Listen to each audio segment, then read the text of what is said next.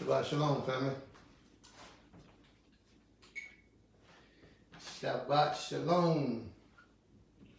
Well, we're trying several different things today. We're trying something new because Facebook has not been our best friend. So we had to make some changes. Not been our best friend. So we had to make some changes. And we're making those changes today.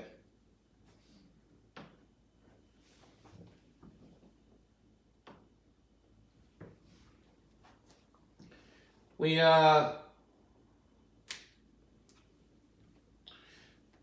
giving all honor and praise unto the Most High King of all creation, asking that He would guide my mind, my spirit, my body, my language, and my speech as I approach unto you, His people. May the Most High be praised. Shalom, shalom, Ishi. Today is, this week, for the last 2 weeks, has been a very trying time for us. And I want to go on record and let everyone know that we got a lot that we got to get through, family. We got a lot that we got to get through, but we got to get through it together. We got to persevere. The adversary sees a lot of the good things that's taking place within the change in your behavior and how you have begun to walk with the Most High. And he's doing what he is supposed to do to come and try to deceive you, to cause you to turn in a different direction. Be careful and mindful, because the adversary is very skilled at what he does. Very skilled. He knows how to do what he attempts to do. Because of the long time that he's been here, he knows the probability of you moving in a certain direction if he stays persistent in a certain area. So it doesn't mean that you're weak. It only means that the adversary knows what he's doing. But if you're strong, and if you remain persistent in walking after the Most High, observing the Most High, living according to the Most High truth, and walking in your integrity, you'll be successful. There's nothing the adversary can do. It's usually when you give in to your secret desires or your hidden passions that you know are violations against the Most High's teachings. Usually when you do those things is when the adversary takes advantage of that and moves on you and cause it to flourish. And we've been tempted, we've been tested so much in these last couple of weeks, the last 2 weeks, and we're still being tested today, or even on this very same day, we're being tested. All of us. But we will make it through. The Most High says in the book, he says, sin lieth at the door. His desire is toward you. It is. But you can win. You can conquer. You can overcome. That's what these lessons are all about. Teaching you how to overcome temptation, how to overcome evil and wickedness. A lot of the times it's disguised in ways that you think you're doing something good, or you're moving in a certain direction that's right, and it feels good to you temporarily, but deep in your spirit, you know that you're moving in the wrong direction. And sometimes when you're moving in that wrong direction, it's your pride or your arrogance that causes you to halt from moving in the right direction. So what I would suggest we begin to do is, I suggest we begin to listen to wise counsel and reason. Meditate, pray, and go before the Almighty and ask the Most High for His guidance and instructions in matters before you just take it upon yourself to do things that will cause you damage or hurt or harm later on. Be mindful what you do and mindful how you talk to people and how you treat people. Be mindful of these things. We have to. Today, one of our leaders, Maury Yoel, is in the hospital. can't say all the things that he's dealing with because I'm not aware of everything. I've reached out several times, but I haven't had any success at getting through to him. But I ask that you all will keep him in mind. He asked for our prayers. He has asked for our prayers, so I can ask you to pray for him because he's asked us to. I don't believe in praying for people unless they give you permission to pray for them. I think that is something that we shouldn't do. Should never pray for people unless they ask you, or you ask them for permission and they allow you permission to pray for them. Okay? All right. So I ask that you would all pray, those of you who speak unto the Creator, worship the Creator, praise the Most High. I ask that you would all pray for Moriel, for his health and his safety, because these are very trying times for his life. And we need that brother. We need more brothers like him, but we need that brother particularly. I call him the ambassador. And it doesn't make my heart feel good to know that my brother is suffering like that. It actually brings me to feeling the way that I feel today. It's kind of shaky inside. And I don't like feeling this way about people that have captured my heart, you know. May the Most High bring him peace and happiness and joy and recovery, a speedy recovery. And may the Most High look after his family and cause them to understand what this is all about and protect them along this journey as well. There are a lot of tempting things that have been taking place within Israel within the last 2 weeks. It's not as if it hasn't been around for quite a while, because it has. But recently, within the last 2 weeks, it seemed like it has intensified. And it's going to get increased and increased and increased, because the closer we get back to the promise, the more pressure that's going to come from the outside entities to try to hold us back from capturing what the Most High has promised to us. Okay? So we got to stay prayerful, stay diligent, and stay mindful of all the things that's taking place in the earth today. Those things directly affect your relationship with the Creator. So I think I've done the majority of the things that I needed to do to open up. So now we're going to get into our lesson. Our lesson today is going to come out of the book of Nehemiah, the 8th chapter. But before we go to the 8th chapter, we're going to start in the 7th chapter. We actually started this last week, but we were cut off briefly, abruptly. The adversary saw his way to cause my phone to overheat for the second time in the second month. But this week I'm on a different phone, so if this one overheats, then we know something really going on. But I'm also video recording it with another device, so that if this stops, I'm going to continue to teach, and then I'll post the class later on my Facebook or my YouTube. One way or another, Creator willing, you'll be able to get the class in its entirety. All right? May the Most High be praised forever and forever. For he is the King, and we are but his servants. So we're going to start in Nehemiah chapter 7, verse 70. Verse 70. Nehemiah chapter 7, verse 70. And some from among the heads of the fathers gave unto the work. Now, I want everybody to know what it is that we're into right now. Where we're at is our forefathers had just came out of the captivity. Remember the captivity of Nebuchadnezzar, when Nebuchadnezzar came in and took our people into captivity? And we were in that captivity for 70 years. Nehemiah was a cupbearer to the king, Xerxes.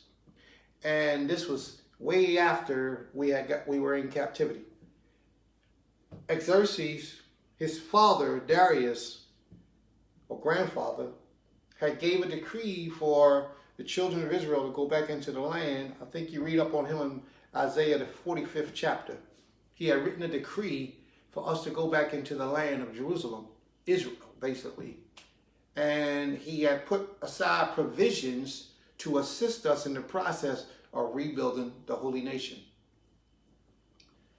And after that 70 years, Nehemiah the cupbearer, he spoke to the king, and the king gave him the new king, Xerxes, the grandfather or great-grandson.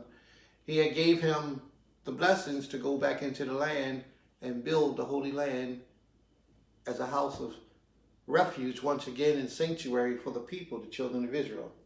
So he went back and he met a lot of opposition.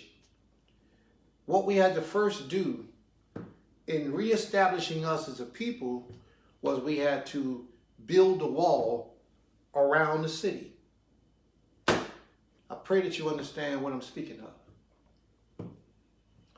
Before we could go into the city and build up the city, we had to first build a wall around it to secure it. So let's see how that applies in our life today. For many years, let's say 70, but for many years, we lived in this world. And we did anything that we wanted to do or that happened to have come our way. We had the pleasures and the benefits of life in this world. After the benefits and pleasure of this life, of this world, we now came into the realization that the Creator is King, and we decided to dedicate our lives to Him. Now, once we do that, it's like the children of Israel going back into the city. Why would we dedicate our lives back to the Creator without fortifying ourselves first, so that the oppressor can't get into our inward parts to turn us away from the Almighty?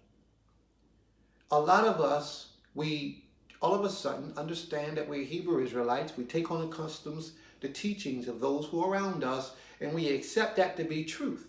But we never fortified ourselves by studying, research, and learning to make ourselves approved, to have a greater understanding of what we're doing, why we're doing it, and when to do it. We didn't do that for a lot of us. So we didn't make ourselves strong. Thereby, we didn't build ourselves a wall. And while you're in the process of building that wall, the adversarial forces are going to come. There's going to be trying times for you. See, we in Goshen, we trying to build that perimeter up now. That's the first thing that we got to learn to do when you're trying to establish something holy and sanctified toward the service of the Almighty. You got to protect it from the outside forces, the outside entities. So protect your mind, guard your mind, build and strengthen, fortify your mind, because the adversarial forces are coming. Just like in the ancient days when our forefathers went back into Jerusalem to build the land, the adversarial forces were there. And their efforts of trying to destroy us was great. Great. And they did everything in their power to try to bring us down. It took us, I believe, if I'm not mistaken, I believe it took us 52 days to build the wall. And that was incredible. That shows you the type of persistency that we had. And it shows you the type of persistency that we have as a people if we work together. The things that we can achieve if we keep our minds focused in one direction, on one cause, and one situation at a time. There is no stopping to what we are able to accomplish when we put our minds together, we put our resources together, and we put our efforts for one goal, one common goal, and we work together as one man. What that mean? That means that there should be no difference between you and I when it comes to us achieving our goal, whatever that goal is that we're setting to achieve. Right now in Goshen, we're building a community for the house of Israel, for the nation, those who call upon the name of the Almighty. If it's your goal and if it's your desire to do the same, then you should be with us. You should be supporting us, and you should be walking in the same direction that we're doing. And if you can't physically come and put your time in, I'm sure you can think of other ways that you possibly can help to make sure that this comes into fruition quicker, even sooner. But we would applaud you, and we would ask and request of you, come, be with us, join us. Come get a house, come get a home, come do whatever you can do to be a part of this, because we're making history right now. When they write them new books, the new Bible, the next Bible, they're going to write about us. And they're going to have our memory encapsulated in print to go out throughout history, throughout eternity. That's what's important, being on the right side of history and being on the righteous side of history. That's where we're at. So our forefathers, Nehemiah and the rest of the guys, Ezra and the rest of the priests and all those brothers, they went in, and within, I believe it was 52 days, they built that wall to fortify the city, to protect the city from outside invaders, from outside intruders. So have you built and protected your city? Have you built your wall to protect your city from the outside forces or entities that wishes to destroy you? Think. Everything that you read about in this book, see, this is what makes the Tanakh so wonderful. When you read the history and the stories written in the Tanakh, it's also talking about what's taking place in our time and day right today. It's just that you have to know how to dissect it, and you have to know how to apply it to your life in the time frame that you're living. So what I'm sharing with you today is the same thing that our forefathers went through, is the same thing that we have to go through today. The same way they protected the city, their most precious thing at that time, is the same way we have to protect ours. The most sacred and precious thing that we have. We have to learn from these scriptures. Don't let it just be something that you read or a story that somebody tells you about. You have to absorb this knowledge and truly learn from the history of your forefathers. Because if you forget that history, you're doomed to make the same mistakes that they made. And we don't want to make any mistakes. We don't have time for mistakes. We got to move forward. And we got to move forward at an accelerated pace, because the adversary, see, he's made his plans, and he's already started implementing his plans. Look at the corona. He's implementing his plans. Well, how many of us are prepared for that? Not many of us. Not many of us. So we have to beef our game up, beef up our efforts, and we have to begin to work together as a people so that we can conquer and defeat the adversary at his plans with the Most High's blessings upon us. Then Tarshetha gave to the treasures of 1,000 derricks of gold. Tarshetha gave 1,000 derricks of gold, 50 basins, and 530 priests' tunics. And some of the heads of the fathers' houses gave unto the treasury of the work 20,000 drachms of gold and 2,200 pounds of silver. See, they gave to the cause to get this wall built, to put the gate up. They understood how important these things were. So they gave for that purpose. Some of them might not even have been there, but they made sure that those funds got there so that we can build this place up for the Most High's people. They understood the importance of what it was to have a holy place to worship, to praise, and to live in reference to the Almighty. A lot of us don't understand that yet. And that's why a lot of our children are dying in these streets. A lot of our children are on drugs. Our children are on drugs. A lot of our young women, 13 and 14 years old, have babies now, because the houses and the places of sanctuary and worship has not been established in these United States of America. We at Goshen, we are establishing this type of situation right now to prevent from a lot of these things from taking place with our people. We're preventing that by building what we're building today. You should be a part of that. But our forefathers understood. You send that down there so that that can get done. And some of the heads of the fathers' houses gave unto the treasury of the works 20,000 drachms of gold and 2,200 pounds of silver. And that which the rest of the people gave was 20,000 drachms of gold and 2,000 pounds of silver and 370 priest tunics. So the priests and the Levites and the priests and the singers and some of the people and the Nephilim and all of Israel dwelt in their cities. And when the seventh month, now this is the part where you got to start paying closer attention. And in the seventh month, when the seventh month was come, and the children of Israel were in their cities. Now this is after we had built the wall, we built the gate. Now the seventh month came around, and we're in our cities. All the people gathered themselves together as one man. You see that? All the people, we're in chapter 8, Nehemiah chapter 8, verse 1. All the people gathered themselves together as one man into the broad place that was before the water gate. And they spoke unto Ezra the scribe to bring the books of the law. Now, I want to stop there for a moment. And I want to bring out some emphasis on what's taking place. Because oftentimes you read things, but you really don't understand what you see. It really don't register in your mind what you're reading. Try to interpret that for yourself, what you just read, what I just read. Interpret it for yourself. What do it mean? I promise you, almost none of you will understand or see what it is that's taking place that I'm about to expound on in just a moment. And here we go. All the people gather themselves together as one man. Unity is extremely important. See them fingers? They can do more damage than just this one because it's stronger, unified. See those two? They come together as one. As the Most High said, the two sticks of Israel will come together. Judah and Israel will come together, which means that we will create a stronger force when we come together and fight as one, as opposed to when we divided and separated and trying to get things done on our own. Here in the city, the people came together as one in the broad place. Now think about it for a second. Think about it a second. The people came together, is what the scripture says. When they came together, what did they do?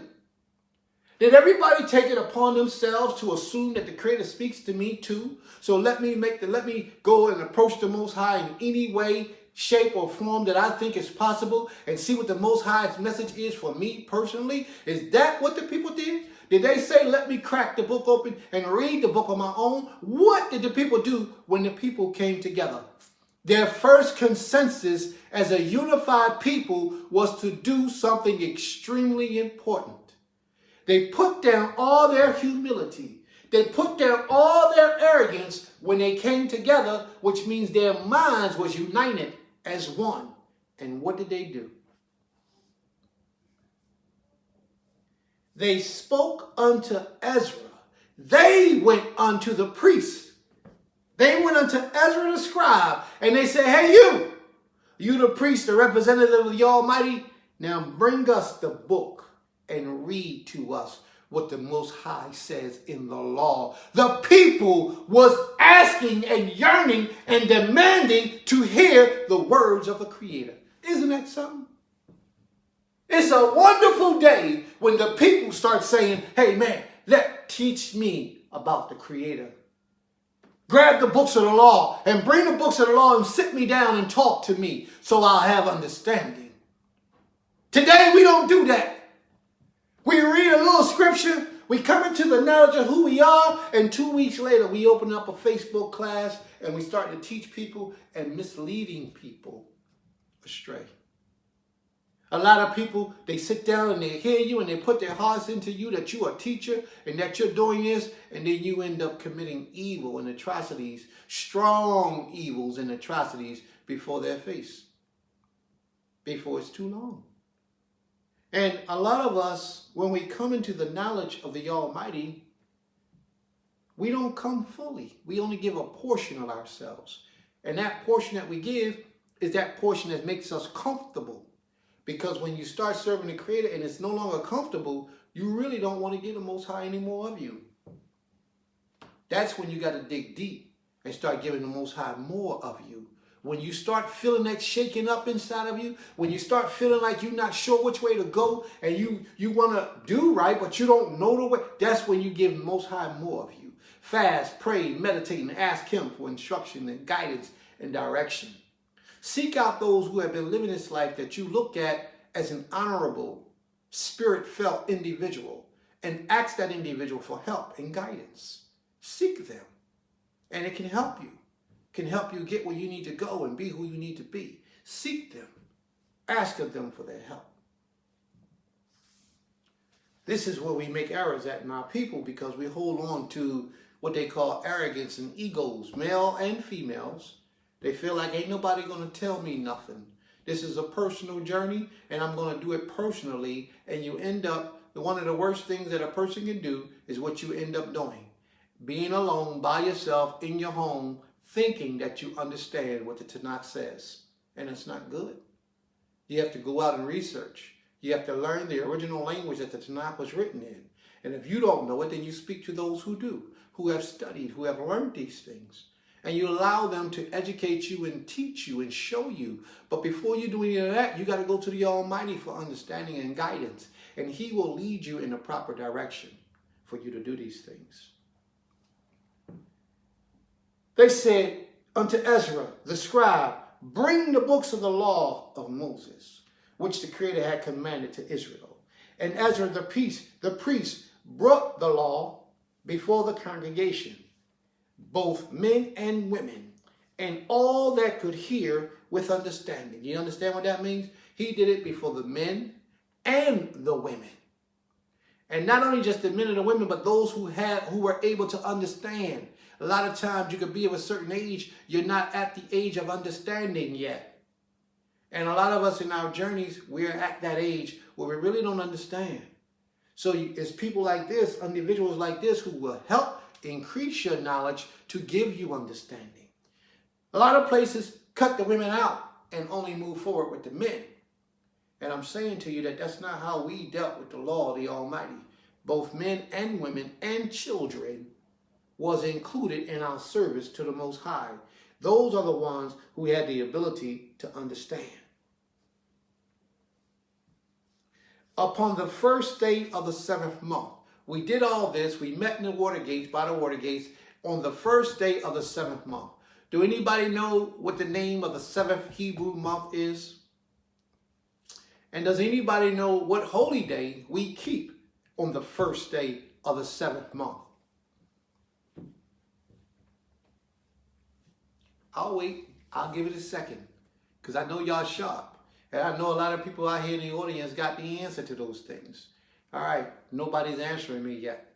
Itanim. There you go. It had to be you, huh, baby? Had to be you. That's what I'm talking about. All right. And the holy day, Malaya. The holy day is Yom Teruach. Yom Teruach is day of the noise, day of the blowing, day of the shofar.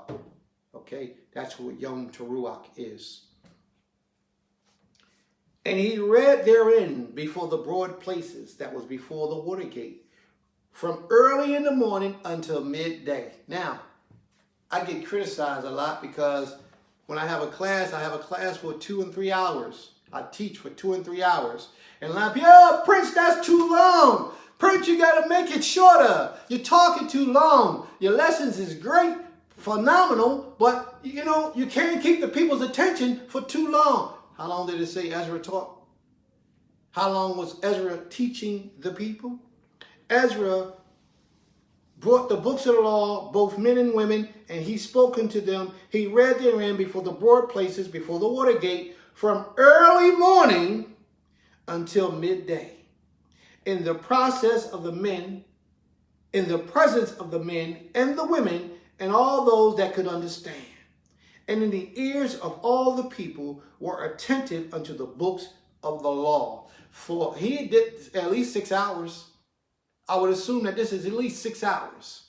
Okay? Those 6 hours that he was teaching, it says all the people, all the ears of the people was attentive to the book of the law. So they was paying attention to what was being taught. The reason why they was paying attention is because their spirit was in the right place. A lot of us go to service and we just go there to show up, to give the appearance as if we're serving the Creator. And we have to get past that. We have to get real with this. For, you know, they say time passes by fast when you're doing something that you enjoy. It says time flies when you're having fun. Time passes by fast when you're doing something that you enjoy. The colloquial way of saying this, time flies when you're having fun. So if you're sitting in service and you're like, oh man, when is this going to be over? Oh man, let's get past this part. It's because you're really not enjoying it. You're there for the most part just to say that you showed your face in the place. But your essence, your desire, your passion is not really to be there. And that's true for a lot of us. We are pretending as if we really want to serve the Creator. In those days, the Most High had just blessed us and brought us back from a captivity. And when we gave unto him the best of us, we did it at ease because we were pleased with the Almighty for all that he has done for us. We had just left captivity for 70 years. And now we're back out in our own land. We built up our walls, our gates. We fortified the cities. Now we're in our cities. Now we go to the priest and say, bring us the book of the law. Now we crack the law open because we hadn't done this since the days of Joshua.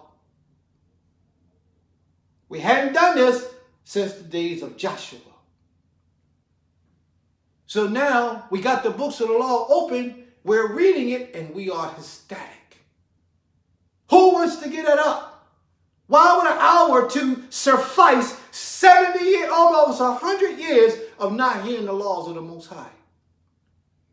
How would that be possible? It wouldn't be. Unless you ain't got the right spirit inside of you and you're pretending as if you want to serve the Creator. A lot of people complain right now about the Shabbat day. Man, why I got to stop? I can't cook. Why I can't go out and spend money? Why I can't shop? Why I can't do the things that I want to do on the Shabbat day? Why the Most High had to make this so difficult? A lot of people can't handle it. They complain about the simplest of things. This one day a week, the Most High tells us to shut down. They got 6 other days to enjoy life and do whatever they want to do, which is righteousness. But they complain that that one day is taking too much out of your activity. It's robbing, it's taking too much from you. And that's just that their spirits are not in the right place. I pray that their spirits get in the right place and the Most High has mercy upon them and begin to educate them and teach them how to serve them, how to serve him, and to do righteously before him. I pray that he does. And Ezra the scribe stood upon the pulpit of wood. He stood upon a pulpit of wood, which they had made for the purpose. The people made a pulpit for Ezra to stand upon. Why did they make him a pulpit for him to stand on when he taught out of the book of the law? They made it for a reason.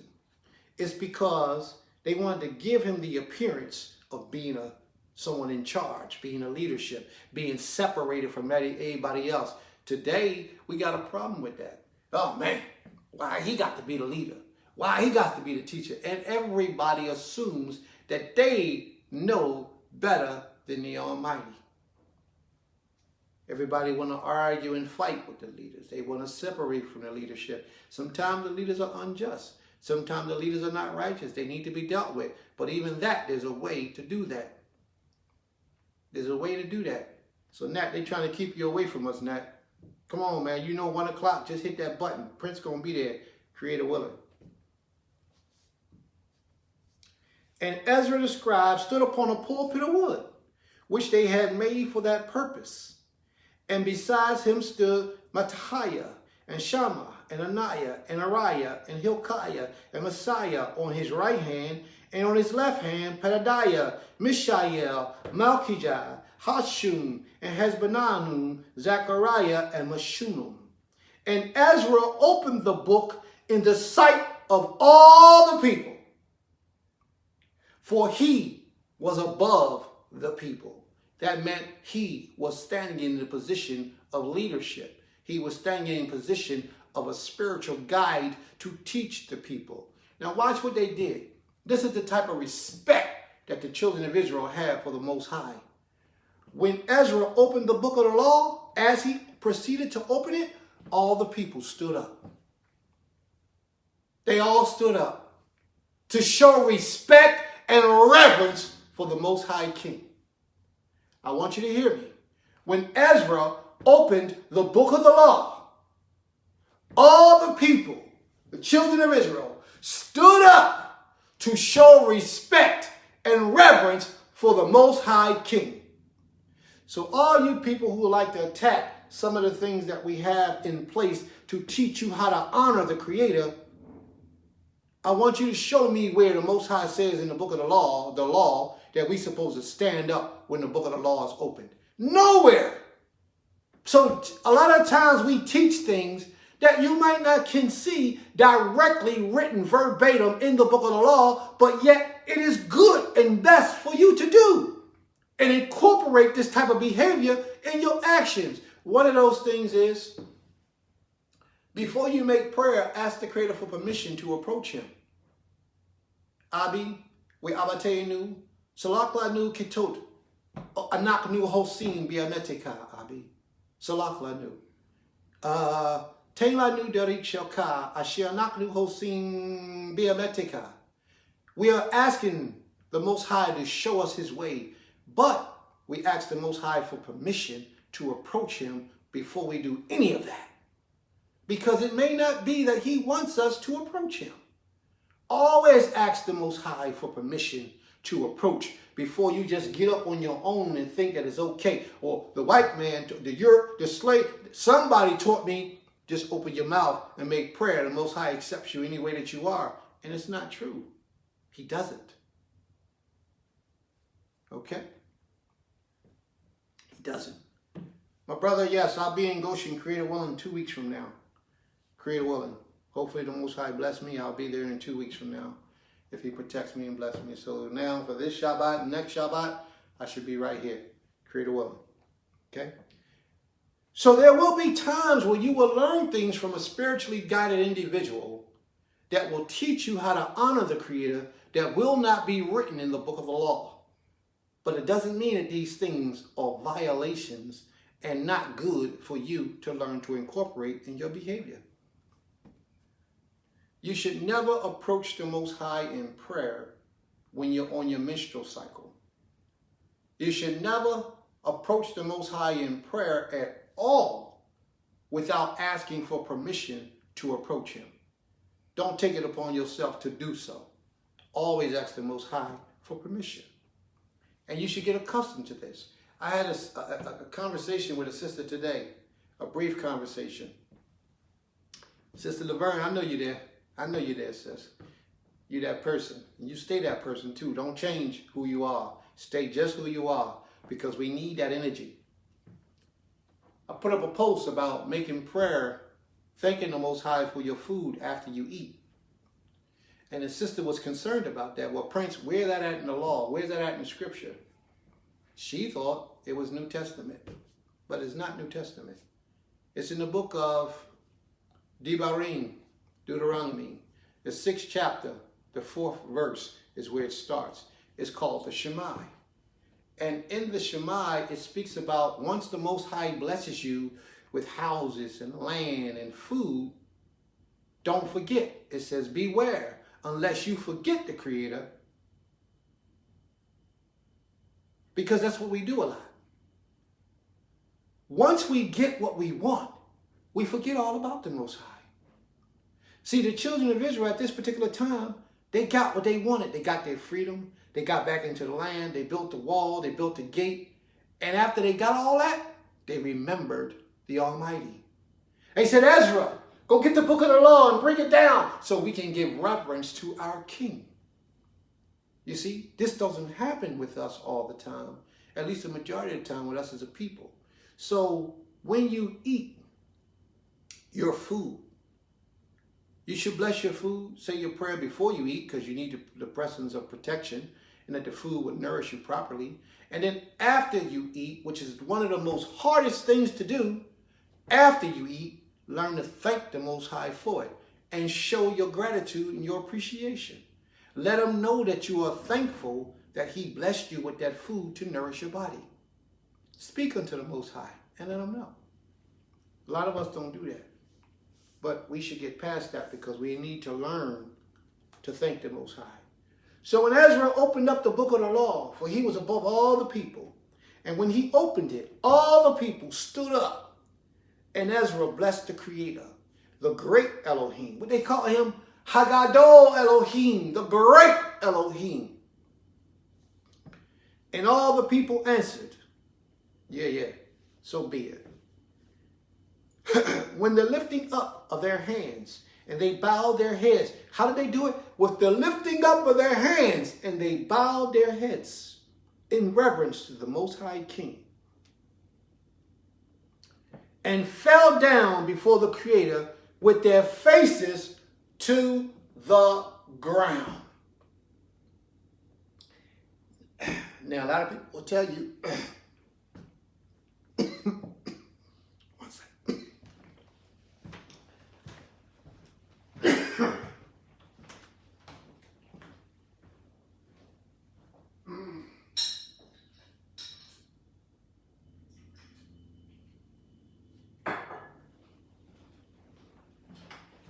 I almost got tripped. See, I started choking off of something. I don't know what it was, but it was in my throat. It was stopping me from breathing for a minute. So I went to go get me some water. Opened the water bottle, put it up to my mouth, and then I remember Moreh Yoel. And I put it down, and I didn't drink it. Because I'm fasting today for my brother. That the Most High will heal him and bring him home to us. I pray that he will.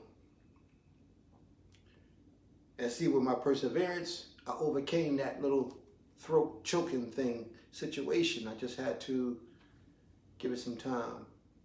And that's how it is with everything in your life. When you set your mind to do something, you're only as strong as your will and your desire to do so. So when you set your mind to do something, to achieve something, you're only as strong as your will and your desire to do so. So I had to think, I can't drink this. Put it down, and I'll deal with that choking in a different way. Because I'm fasting for my brother, that the Most High will bring him home to us safely and curing from that sickness. Because we don't need that.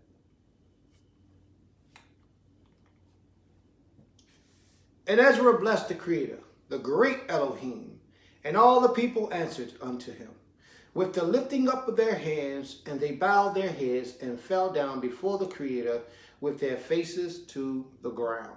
This is a good way to reverence the Almighty. O Creator, and get on your knees and prostrate yourself to the Most High King with your face toward the earth. I touched on this last week. A lot of us today, when we put our faces on the ground, we're putting our face on some man-made material, which is not good. We need to put our face in the natural dirt, the natural earth, the natural elements of the earth. Put your feet in it, walk around with it with your shoes off, and when you make prayer tefillah, you want to prostrate yourself on the earth.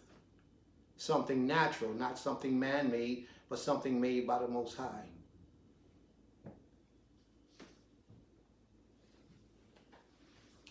Also, Yeshua, and Bani, and Sherebiah, Jamni, Aku, Shabbathiah, Hodiah, Messiah, Kelita, Azariah, Jazabah, Hanin, Peliah, even the Levites caused the people to understand the law. And the people stood in their place, and they read in the book of the law of Elohim distinctly, and they gave the sense and the caused them to understand the readings. Why was it necessary that the priests, the Levites, and those people on that level spoke unto the people and caused them to understand the teachings of the law? One thing is this is one of the reasons, there's several reasons, but one of the reasons is that in the ancients of days, most people were illiterate. Most people could not read. Usually, the only people that could read was the educated, of course the educated, but the wealthy or the nobility people who had money or wealth. Usually, those were the people who can read. The holy people who were sanctified for the service of the Creator, usually those are the only ones that could read in those days. But the common individual was illiterate.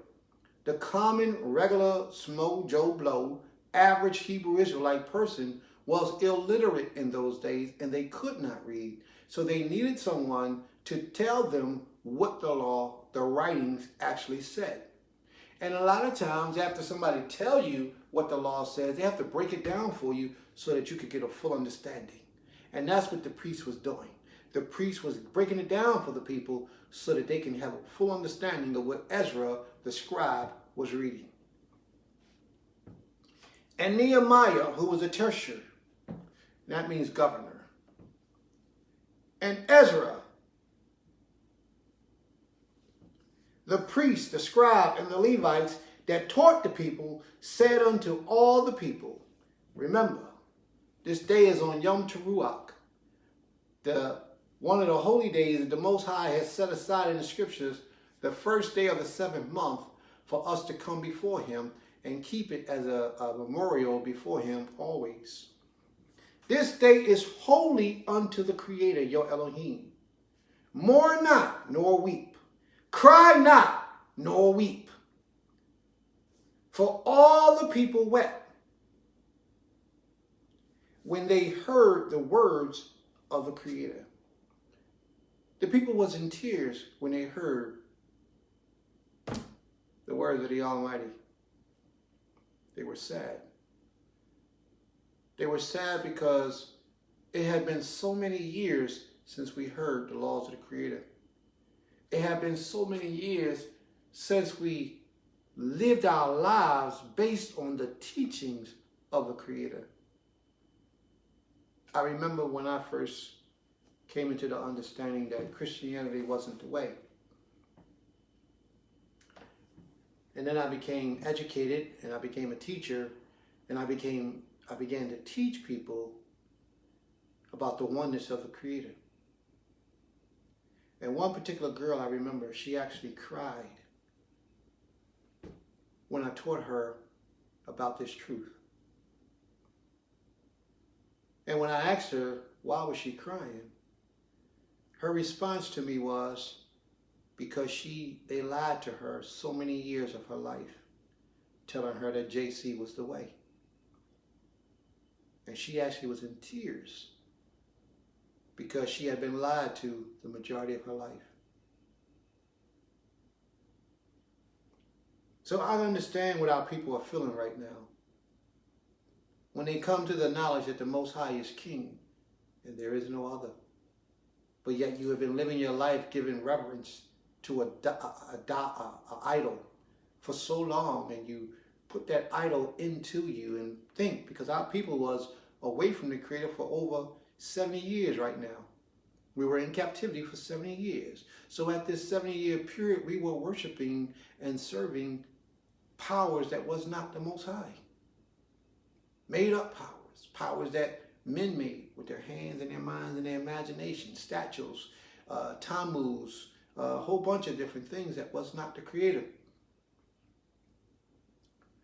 So after being taught that for so long, and then to come into the understanding that you were wrong. I mean, a lot of times you name your children after these deities. You know, you married under the guidance of these deities. You know, you gave credence and reverence and all types of things to these deities. It's embedded inside of you. Now, to one day have that stripped from you and you wake up, it's a hurt piece. Almost like being raised by a man who's supposed to be your father for 40 years, and then one day your mama come and tell you, hey, listen, that ain't your father. I was lying. Your real father, he over there. That would hurt. That's how real the law was to our forefathers in many instances. You know, those who, not all of them, but those who really were serious about worshiping this king. They took this law seriously. And it brought them great pain when they realized that they wasn't serving the Creator for 70 years. So when they heard the book of the law being read to them, and they learned the laws of what they should and should not do and how they could and could not move and operate, it brought them to tears. And when they started crying, the priest steps in. The priest said, hey, listen, you don't need to weep. It's okay. We're going to get through this together. They console the people, just as righteous leadership should. They console the people. And we're going to get through it.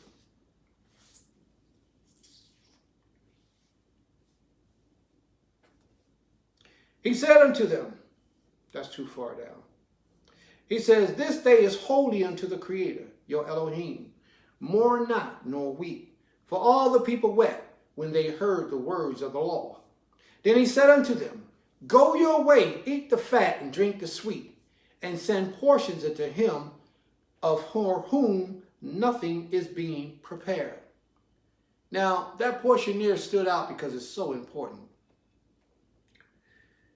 There are so many of us who the Most High has blessed to prosper in this earth. We have much. We got Rav. We got much. We got a lot of stuff. We got it going on to the average person. But there's so many more of us who are less fortunate than we are. I know me, myself, the Most High has caused His hand to be tremendous upon my life, and I'm grateful, thankful, extremely appreciative. But something that makes me feel sad, and I'm going to share this with you because it does, and I pray that you don't try to play on my emotions. Something that makes me feel sad is that I have so much, and some of our people don't have anything, or have very little. Like, I know people who sleeping in cars, and I got 3 empty bedrooms upstairs in this house that I could be sharing with people. I got a whole full basement. I got a sofa. I got floors and chairs that I could be sharing with people rather than them sleeping in their car because it's getting cold outside. I got heat, you know, to heat the house, to keep it warm. Part of the problem is it's hard to trust people today because so many people have wrong intentions. People that haven't learned how to be true to the goodness that you share with them, and a lot of people try to hurt and harm and destroy and take down because it's in their nature now. A lot of us don't know how to be true to what we say we are. We say we Hebrew, we say we serve the Creator, and then when we're tested, we fail every time. But it hurts my heart to be able to have so much and so little people to be able to share it with. So less people to be able to experience that joy and blessings of the Most High with. So when I find somebody that's good like that, that I feel that spirit with, I try to really get a good bond with them and let them know that all that I have is of yours as well. This is the spirit that our forefathers was moving in when they told us that when we got all of our food and send portions to him whom there was nothing prepared, the less fortunate people, it is commanded for us to make sure that they eat, make sure that they're clothed. So if you got some neighbors, you got some friends that are less fortunate than you, don't make fun of them. Don't tease them. Don't talk about how bad they're doing. Send something over there to help their household. If you see their sons or their children, all depending on the demeanor of the parents or the parent. If you watch their little children leave the house every day for whatever reason, and you see their clothes is raggedy, their shoes is raggedy, if the parent is arrogant, nasty, disrespectful, you can always put something in the envelope. You ain't got to put no name on it. Just put it in the envelope and write for the kids, for the children. $2,000, $3,000 or something. Whatever you want to do. It could be $100. It could be $20. Whatever you put something in the envelope. Stick it in the mailbox and step off. They never got to know where it came from. Because you're not doing it for you. You're doing it for the Most High, for His people, so that they can have something that they may not have had, may not been able to experience. But you make sure that the daddy ain't on crack, the mama ain't on crack. Make sure ain't no drugs going on, because if that's what's going on, they're going to smoke that money up. And you don't want to do it that way. But there's always another way that you can help to benefit those children. The parents, they lived their life. They went through what they went through. Hard times is on them, except if they're striving after righteousness. But when they have those type of addictions in their lives, that's the reason why they're living the way that they're living. So you can't sacrifice what you have for someone or an individual or a family that's not worthy. But on the flip side of things, if there's no drugs involved, I don't care if they don't get along too good, but if there's no drugs involved, help the family out. Drop something in their mailbox, you know? A little something that you are able to do. That's what this portion of scripture is all about. When after we did everything, we got all of our food, everybody ate, we turned around and looked and see who wasn't eating. And we took some food to them and we fed them. That's what this is about. That's being a Hebrew Israelite in its fullest intensity. All right?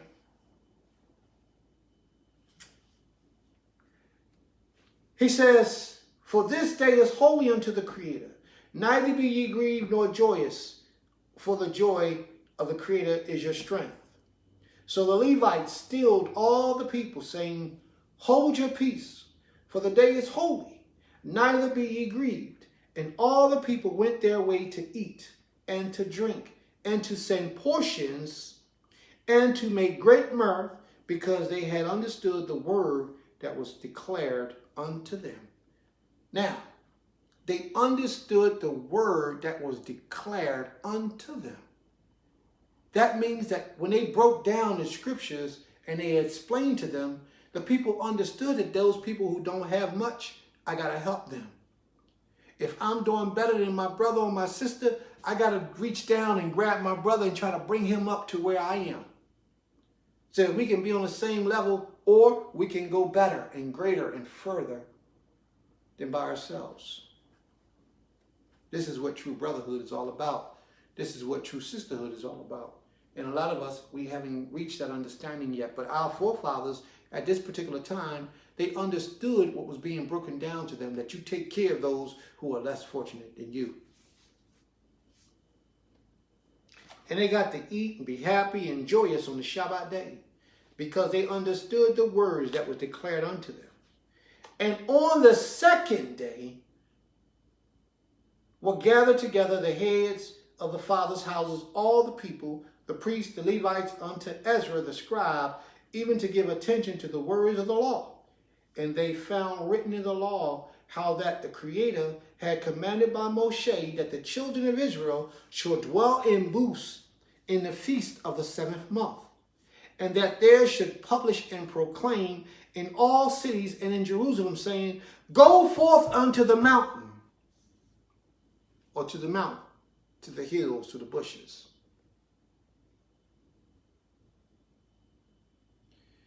See, Razia, you got to be careful about this, Razia, because this is what I have to share with you. The Most High extends mercy to all flesh. He doesn't care who you are and what you're going through, and a lot of times how you're living. He extends mercy to all living. And when he decides to punish that individual, he punishes them. That's the way of the Almighty. We don't have the ability to do as the Almighty does. But what we should do is anybody that we are able to help, you help. I don't care what color your skin is, but you got to remember, you help yourself and your people first. Okay? Help yourself and your people first. But it doesn't matter who that individual is, what color their skin, or, none of that stuff. You see somebody that's less fortunate than you, you extend your hand, if it's in your power, you extend your hand to help that individual to come up. Okay? And if you do it in a way in which they don't know where it came from, that's cool. There's no problem with that. But if they do know where it came from, and you have the opportunity, you teach them about the Almighty and all that the Almighty has done for you in your life. He says, go forth into the mount and fetch olive branches and branches of wild olives and myrtle branches and palm branches and branches of thick trees to make booths, as it is written. So the people went forth and bought them and made themselves booths, every one upon the roof of his house, and in their courts, and in the courts of their houses of Elohim, and in the broad places, the water gates, and in the broad places of the gates of Ephraim, and in the generation, and in the congregation of them that will come back out of the captivity, they made booths and dwelt in them. For since the days of Joshua, the son of Nun, until that day had not the children of Israel done so. And there was great gladness, also day by day, from reading in the book of the laws of Elohim. And they kept the feast 7 days. And on the 8th day was a solemn assembly according to the ordinances of the Creator. May the Most High be praised. This is something awesome reading today. Next week we'll read the 9th chapter. But this was an awesome reading today. It causes the mind to reflect upon so many things. It shows us one thing, that what we can achieve when we come together and work as one man, one mind, one people. It shows us some of the things that we can achieve as a people, working on that unified level, what we can accomplish. It's great. It's unstoppable. The Most High said, look what the people have done. They are all of one language, one speech. That means they're working together in unison. And he said, let me go down here and block them so that they cannot achieve all that they could do by working together. So the Most High split us out and scattered us and destroyed a lot of portion of our ability to really come together on that chord, like in Genesis the 11th chapter, that strongly to devise to do evil and wickedness. But yet we still have the ability, family, to come together on righteous grounds, to stand together as one man, as one woman, on righteous grounds, to unify with one agenda and one purpose until we successfully see it through. We have the ability to do so. I pray that the Most High be with you all. Are there any questions before we close out? If there are any questions, then you can place your questions in the room. And Creator willing, Im Yotze Yotzer, Creator willing, we'll be able to answer your questions. So, while we're waiting for the questions to pop up, I would like for everyone to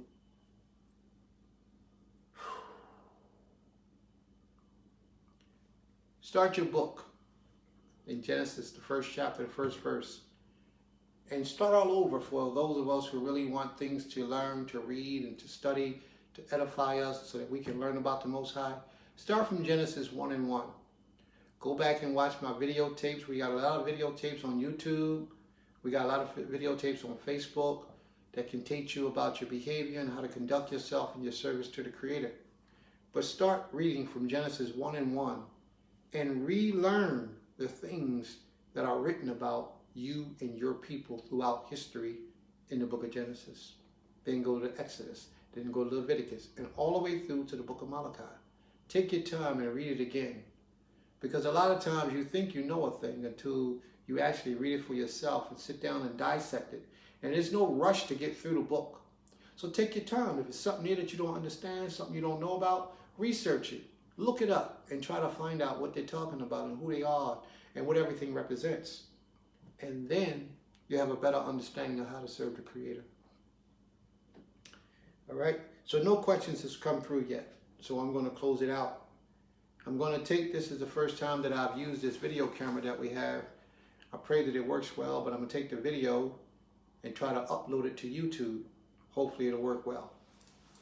I pray that the Most High be with you all and strengthen you all. I pray that the Most High will cause our beloved Moreh Yoel, Dr. Moreh Yoel, to return back to us speedily in total great health and soon to return back to his service of serving the Creator to the best of his ability. May the Most High be pleased forever and forever. Shabbat Shalom Lekim.